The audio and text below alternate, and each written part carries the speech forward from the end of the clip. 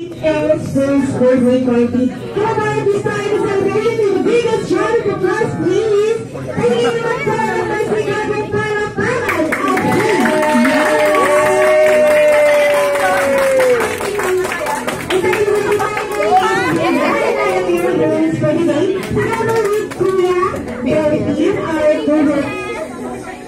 Alright, hi everyone, my name is and this time I your host together with Ate Lisa. Okay, ano nga bang ginagawa natin today? Here in McDonald's Sewage Agro. Okay, syempre hindi na natin papatagalan ang ating part. Uy, ayan. Okay, ano bang inaagay natin? Tuloy na natin ang ating celebrate together with Mommy and Daddy. Please welcome! And palamuhay muna natin sila.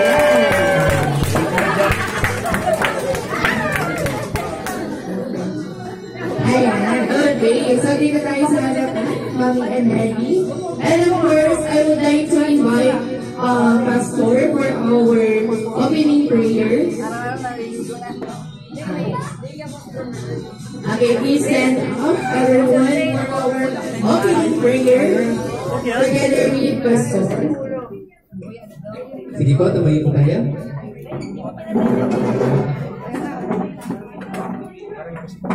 Let's pray. Dahilan Diyos Ama, kami po'y nagpapasalamat sa oras po nito na iyong binigay. Salamat po sa panahon na kung pinagawa kami at ulan. Kami po'y nagpapasalamat dahil hindi na ako mapupangin ng bawat isang ito ng Satan Sam. Aming dinadalangin at sister ka po Panginoon sa dedication at pagtatalaga po Panginoon kay Ella Aurora ay kayo po patuloy na po na sumama sa akin. Hindi po na kailangan ng bawat isa lang po Panginoon kami po mga mabilang. Na alert sa araw po ito. Kayo po kami po mataas at makaramay. Maraming po salamat sa inyo po lahat namin pinagkakatiwala ang araw po nito. Ito'y dinadalangin namin sa tayong pangalan ng aming Panginoon Jesus. Amen. Maraming po na po tayo.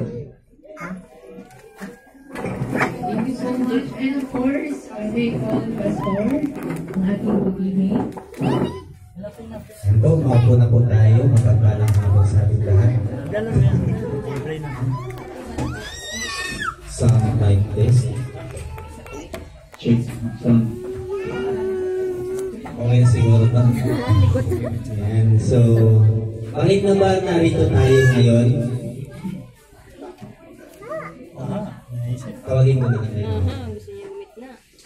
Narito po tayo ngayon ay upang ipagpasalamat natin sa ating Panginoong Diyos, si Eli Aurora Buendia. Isa pong regalo ng Panginoon sa ating pong kapatiran, si Brother Andrew at si Sister Ferdy. And siya po ngayon, si Eli Aurora, ay ating itadalaga sa ating Panginoon bilang pasalamat at upang patutuhanan din po sa harapan ng Diyos at sa tao na tutulungan natin ang batang ito na lumaki na may karunungan sa katayuan ayon sa biyaya ng Panginoon. So, maging po dito yung mga magulang na merong anak, ito po ang pahayag po ng Panginoon sa Exodus chapter 13 verses 1 and 2. Sinabi ni Yahweh kay Moises, ilaan ninyo sa akin ang mga panganay sapagkat akin ang lahat ng panganay na lalaki sa Israel, maging tao o hayop. Maging yung ating Panginoon ay siya din nakaranas ng pagkahandog mula po sa Lucas chapter 2 verses 22 hanggang 23 nang sumabi ang araw ng kanilang